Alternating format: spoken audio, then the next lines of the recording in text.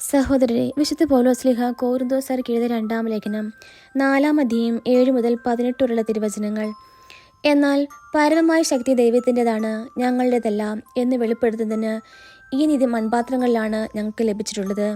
ഞങ്ങൾ എല്ലാ വിധത്തിലും ഞെരുക്കപ്പെടുന്നു, എങ്കിലും തകർക്കപ്പെടുന്നില്ല; വിഷമിപ്പിക്കപ്പെടുന്നു, എങ്കിലും ഭഗ്നാശരാകുന്നില്ല; പീഡിപ്പിക്കപ്പെടുന്നു, എങ്കിലും പരിത്യക്തരാകുന്നില്ല; അടിച്ചു വീഴ്ത്തപ്പെടുന്നു, എങ്കിലും നശിപ്പിക്കപ്പെടുന്നില്ല.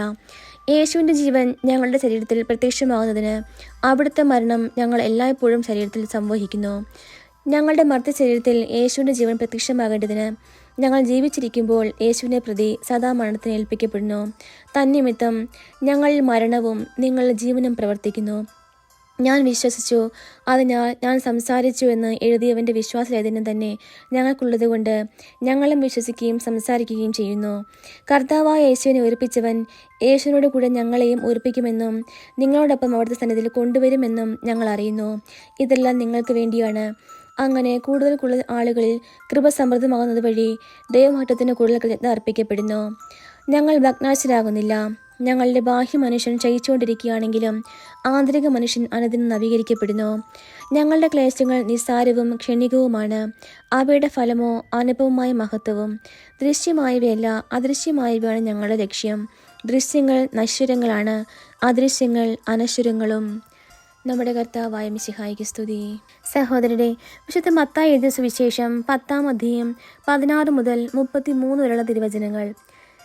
ചെന്നായ്ക്കഴിയിലേക്ക് ചെമ്മനടികളെ എന്ന പോലെ ഞാൻ നിങ്ങളെ അയക്കുന്നു. അതിനാൽ നിങ്ങൾ സർപ്പങ്ങളെ പോലെ വിവേകികളും പ്രാവുകളെ പോലെ നിഷ്കളങ്കരുമായിരിക്കുവേൻ. മനുഷ്യരെ സൂക്ഷിച്ചു കൊള്ളുവൻ. അവർ നിങ്ങളെ ന്യായാധിപ സംഘങ്ങൾക്ക് ഏൽപ്പിച്ചു കൊടുക്കും. തങ്ങളുടെ സിനഗോഗുകളിൽ വെച്ച് അവർ നിങ്ങളെ മർദ്ദിക്കും. നിങ്ങൾ എന്നെ പ്രതി നാടുവാഴികളുടെയും രാജാക്കന്മാരുടെയും സന്നിധിയിലേക്ക് നയിക്കപ്പെടും. അവിടെ അവരുടെയും വിജാതിയുടെയും മുമ്പാകെ നിങ്ങൾ സാക്ഷ്യം നൽകും. അവർ നിങ്ങളെ ഏൽപ്പിച്ചു കൊടുക്കുമ്പോൾ എങ്ങനെ പറയണമെന്നോ എന്തു പറയണമെന്നോ നിങ്ങൾ ആകുലപ്പെടേണ്ട. നിങ്ങൾ പറയേണ്ടത് ആ സമയത്ത് നിങ്ങൾക്ക് നൽകപ്പെടും. എന്തെന്നാൽ നിങ്ങളല്ല, നിങ്ങളുടെ പിതാവിൻ്റെ ആത്മാവാണ് സംസാരിക്കുന്നത്. സഹോദരൻ സഹോദരനെയും പിതാവ് പുത്രനെയും മരണത്തിന് ഏൽപ്പിച്ചു കൊടുക്കും. മക്കൾ മാതാപിതാക്കന്മാരെ എതിർക്കുകയും അവരെ വധിക്കുകയും ചെയ്യും. എൻ്റെ നാമം മൂലം നിങ്ങൾ സർവ്വരാലും ദൂഷിക്കപ്പെടും. അവസാനം വരെ സഹിച്ചു നിൽക്കുന്നവൻ രക്ഷപ്പെടും.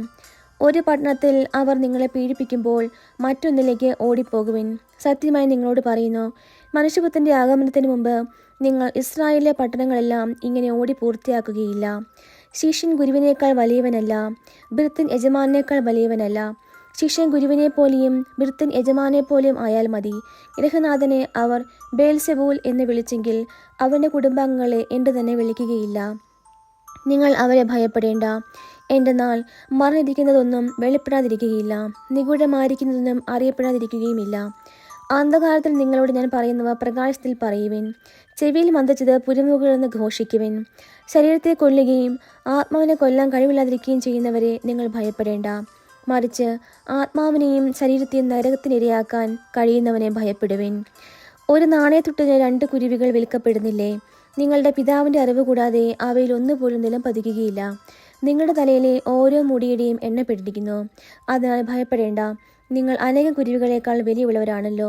മനുഷ്യരുടെ മുമ്പിൽ എന്നെ ഏറ്റുപറയുന്നവനെ എൻ്റെ സ്വർഗ്ഗസ്ഥനായ പിതാവിൻ്റെ മുമ്പിൽ ഞാനും ഏറ്റുപറയും.